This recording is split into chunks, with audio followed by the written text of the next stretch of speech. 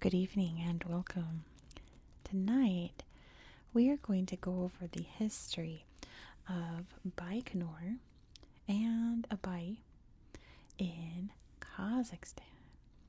First, I just want to show you real quick my nails because I love these nails. I love holographic effects. If I could have my real nails look like this all the time, if I could have some kind of surgery, I would. But with my regular lighting, let me adjust it back to normal because this is very bright and shadowy. It's gonna probably creak. There we go. That's the normal lighting. You can't see the rainbows, so I wanted you to see. Also, just as a side, talking about my nails, I've been putting the nails that I use in a little products window. Kind of, it'll appear down here at the start of each video, along with the atlas I use, because I get a lot of compliments on the nails and I get a lot of questions asking what atlas I'm using. So you can always see the products down there. If you're interested, I do get a little commission on the nails if you purchase them. But we're not talking about anything like that today. We're talking about some of these stranger aspects of Kazakhstan's history. And like I said in yesterday's video, some Soviet shenanigans, starting with Baikonur, which at this point in history is technically not part of Kazakhstan. This is still technically Russia, and it will be until 2050. Russia is renting it out, and they're going to give it back in 2050. So why is that? That is because this is the location of the Baikonur cosmodrome. Here you can see the town of Baikonur. This is the place that the Soviets launched all of their space programs from. It originally started as a missile testing site. Apparently they did more missile testing than space launching things here.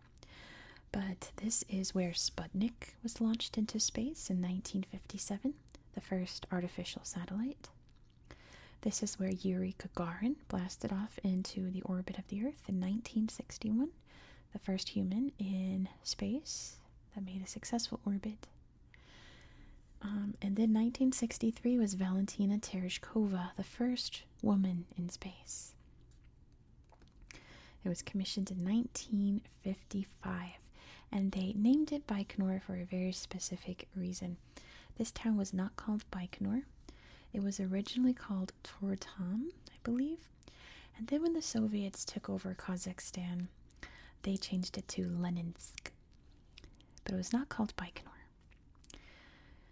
So the Soviets wanted to build a big spaceport, but they didn't want the Americans to know where it was. Spoiler alert, the Americans absolutely knew where it was. So they thought that they would try to trick them by naming it the Baikonur Cosmodrome. There was a town called Baikonur. I think it's still around, but it's not on this map. It's nowhere near here. So by naming it Baikonur, they would be like, those silly Americans will go to Baikonur, far away from us, and look for spaceport there. Spaceport is not there. Spaceport is here. That's my impression of the Soviet. I thought of that idea. So, nevertheless, they created the Baikonur Cosmodrome. The town I wrote in my notes, I'm just checking, they renamed it to Leninsk in 1966. It wasn't during Soviet times, let me correct myself there.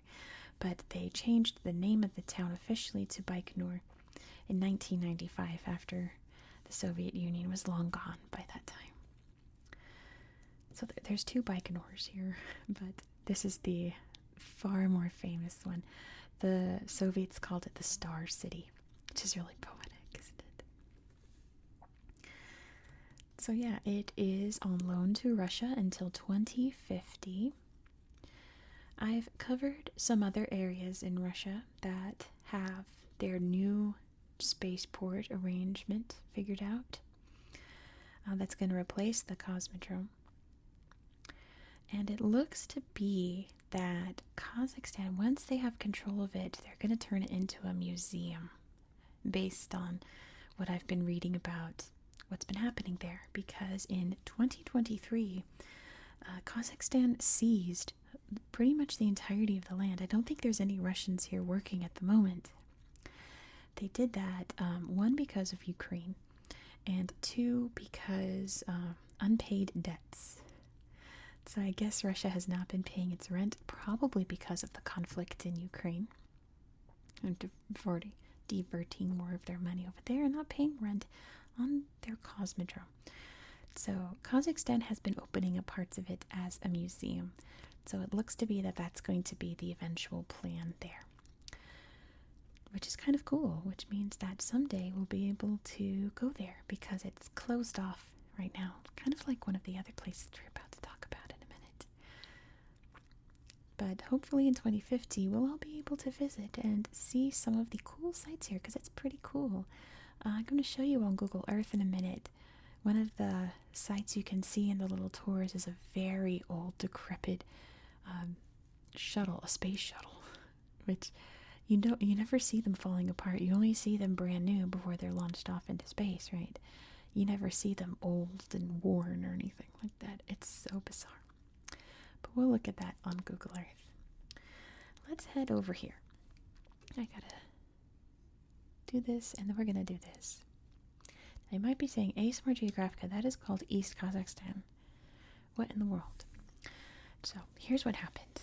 In 2022, Kazakhstan changed some of their regions.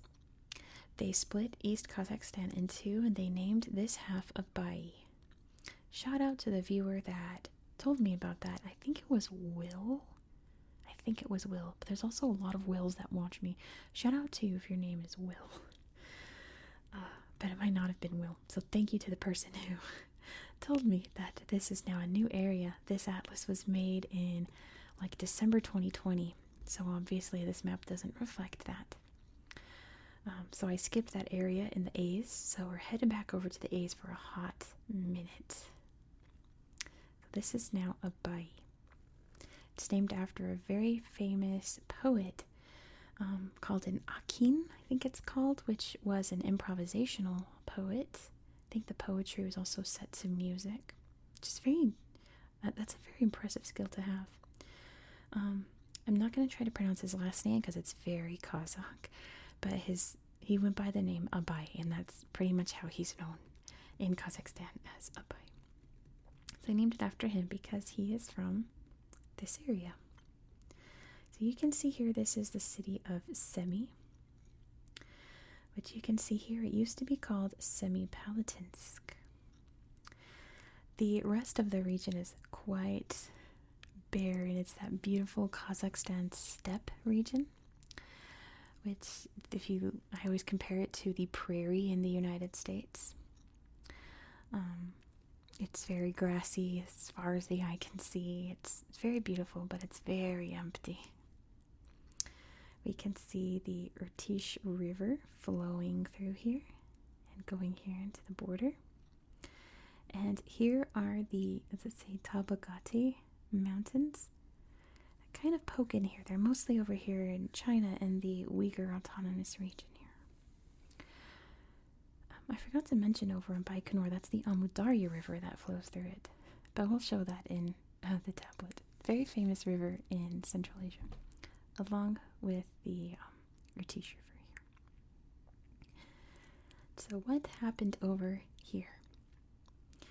So this town, Semipalatinsk as it was called, was established in 1718 by the Russians, building forts out here. Interesting fact is that for a hot minute, Fyodor Dostoevsky lived here. Very famously, he was imprisoned in Siberia, and when he was released, he was drafted into the military and he was stationed here. Just a fun fact. The Red Army conquered the area in 1920. Of course, that's after the Russian Empire collapsed during World War I. The Red Army being the militant communists who took over the country and Kazakhstan and many other places, eventually forming the USSR. Now they decided to do something very special in this region because they thought, well, not a lot of people live here. It's just mostly open steppe. And even though there are people here, they're just Kazakhs, it's whatever. Let's blow up some bombs. So you can see over here, this is the Baikonur nuclear test site. It's technically over here in Pavlodar, but operations were ran out of Semey. It's one of the most radioactive places in the world due to the various tests that occurred here between 1949 and 1989. And yes, the people here were very much affected by the nuclear bombs going off in their backyard pretty much, and they're still feeling the effects today.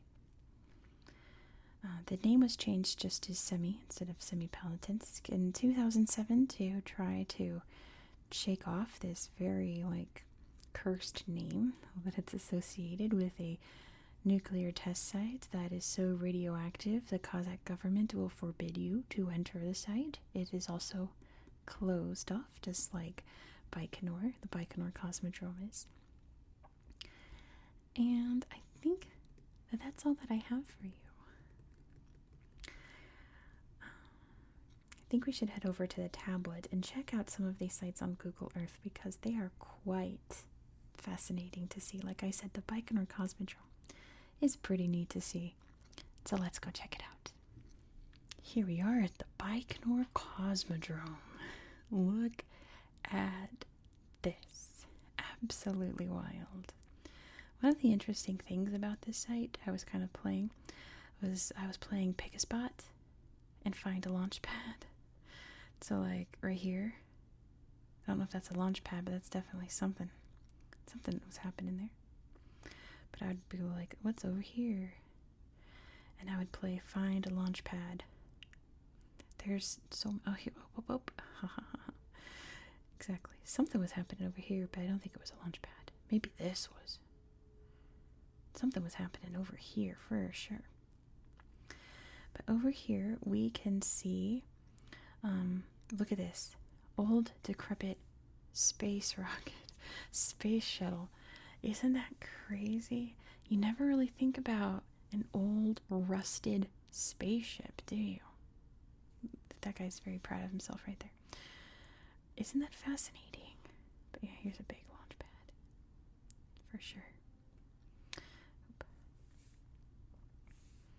But yeah, it's this big old empty space. You technically can't go to, I think, most of it.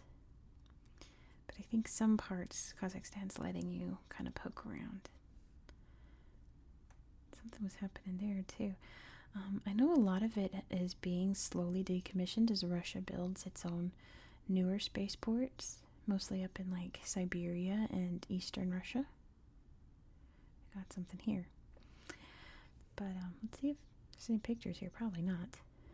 Oh, stop. Look at this. Oh, it's the rocket. Whoa.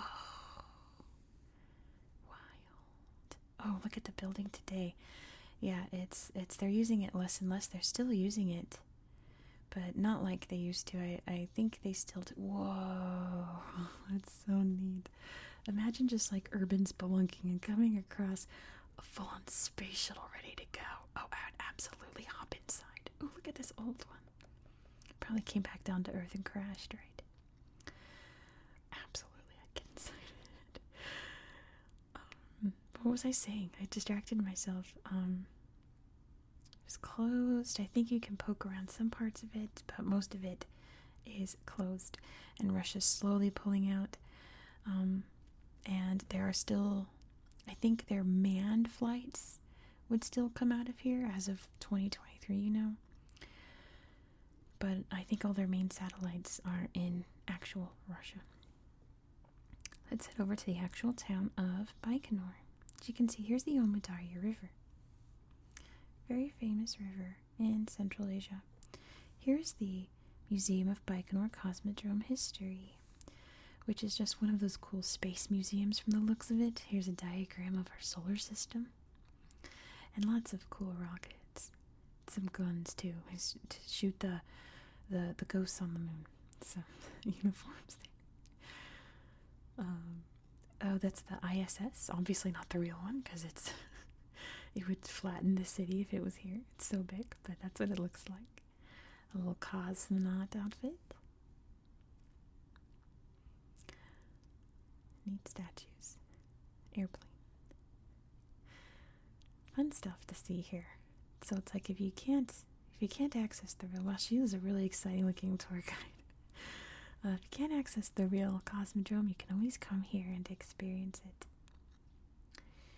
We've got some other cool sites over here. Oh yeah, this is cool. A whole little rocket just like chilling out. That's so wild. And surely it's real too. Like they wouldn't just make a statue of a rocket, would they? Surely that's a real little rocket. Here's Yuri Gagarin, the first man in space. He's got his own little statue. Very victorious here. Enjoying his time, grabbing the sun there. He's not impressed. But they're all doing the hands up pose. They're all doing the Yuri. He likes the Yuri Gagarin. Oh, they really like Yuri Gagarin. What if we kissed at the Yuri Gagarin statue at the Baikonur cosmodrome? Ha ha ha. Unless... I'll shut up now. Let's head over to Abai. Let me put up the boundaries here. Abai region. Let's zoom over and check it out.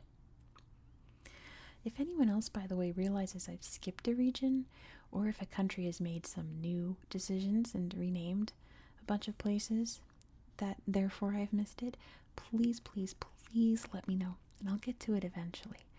Even if you think I've made a mistake, I always double check and make sure that it's included in my list some way or another. But let's zoom out real quick so you can see where we are in the world. Here is Russia way up here. Kazakhstan's down here, and you can really see the difference in the landscape here. The steppe region. Big empty grasslands. Lakes, which were once much larger, slowly being drained out, unfortunately.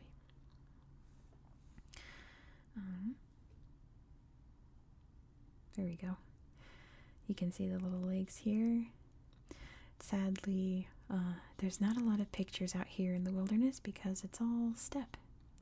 It's a lot of nothing. But there is a national park out here. Tarbagate, which I'm probably mispronouncing. These little mountains over here. Isn't it gorgeous?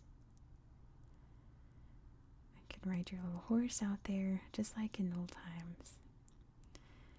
Look at this beautiful, beautiful scenery. Look at this. Just nothing as far as the eye can see. And look at this rock art. How fascinating is that? I know that there's little bits of rock art all throughout this area of Kazakhstan here, but there's some right there. I was just looking at some rock art in Mexico that we're going to see next week. I'm so excited to show you. It is absolutely wild. Like one of my top 5 favorite rock art sites now. Absolutely. But yeah. Beautiful, beautiful landscape. But let's check out Semey. Here we go. This region's so big. Kazakhstan is so big. The largest landlocked country in the world. So here's Semey. You can see the Abai Museum, which I believe is about the poet, not necessarily the region. This is for Abai.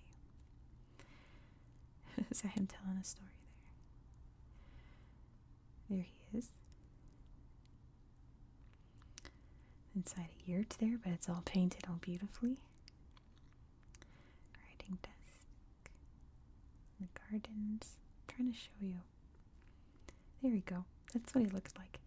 Very mongoloid, huh? There's a photo of him. He lived in the very late 18th century, I want to say. I have it in my notes, but now it's dark and I cannot see. Oh, look at that. See, I'm pretty sure that his poetry is set to music. There's his saddle. Because you see all these instruments and things here. Improvisational poetry. He was very nationalistic as well, very like pro-Kazakh, anti-Russian poetry, which is why he's beloved today. Let's see if we can see anything else here in Semey. Big bustling city, as you can see. I don't remember if there's anything else I wanted to show you here. But it's all very nice and thriving today. Industrial there. The only other place that I found that had pictures, let me reorient myself. Let's orient around the map. Is this town, Kurchatov, which is, as you can see, very close to where these nuclear tests were happening. I'm still not oriented. Hold on. Okay, I'm oriented. Nuclear tests were happening. Where am I? Abai. That's Russia. Okay. Here. That's where the nuclear tests are happening. So this town was pretty much the closest settlement. And I guess the Soviets were on the fence on whether or not to evacuate the city, and they just decided, nah. It's fine. They'll be fine. They weren't fine, obviously. Everyone here is still exposed daily to very high levels of radiation. And, people live with that. You get all kinds of cancers, all kinds of birth defects, etc., etc. The list goes on and on. But I read that the people here just kind of nowadays accept it and even are a little lighthearted about it. They look on the bright side and say, well, listen, sure, we're exposed to all this radiation, but now we're mutants. We're basically the X-Men now. And even some people believe that if they leave the town, then they're going to get even sicker because their body is so used to the radiation, which is not how it works. That's very wrong. But I mean, if that's you do you. If that's how you're living, that's how you're living. It's very wrong, though. You should absolutely not live in radioactive areas. But those people have been living there for a long, long, long time, so they're still there. What's that? What is this? Petichnik. What is this? It's beautiful. I didn't see this before when I was poking around, Semey.